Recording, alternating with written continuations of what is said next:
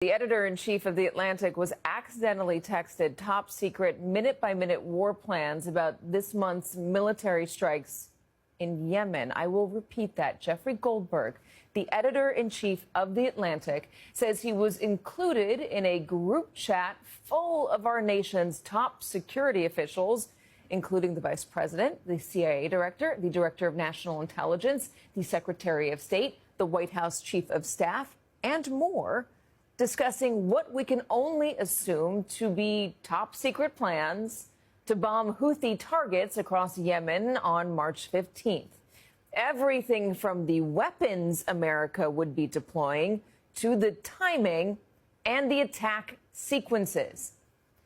It is so unfathomable that Goldberg himself wrote he was convinced it wasn't real, that maybe this was an AI prank, until the bombs actually started falling. Goldberg says it started when he received a signal connection request from someone identifying as Mike Waltz, the national security advisor. Signal, by the way, is a secretive messaging app.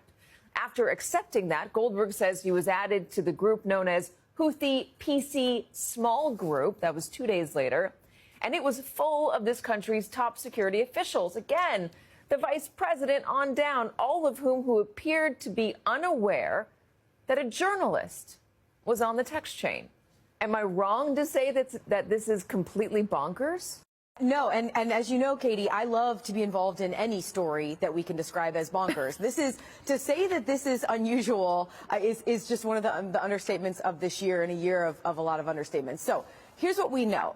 Jeffrey Goldberg, as you said, he was added to this Signal chat. Signal is an encrypted messaging and phone app used on phones that, frankly, a lot of officials use. It's a way to communicate with a little level of safety and security and privacy. He was added to this chat, and as you said, according to his story, he didn't know if it was legit or not. And why that is because there is a real concern right now that officials may try, or actors, bad actors, may try to trick journalists into reporting things that are incorrect. So he watched this chat for several days. They started discussing potential strikes against the Houthis in Yemen, which, as we know, started in full force a little over a week ago Saturday. He watched these chats as people were discussing what seemed to be these strikes, including what seemed to be the Secretary of Defense, Pete Hegseth, discussing in great detail the strikes that were to occur and when they would start. And Jeffrey Goldberg explains that he sat in his car and listened and watched, and only moments after the strikes were supposed to occur,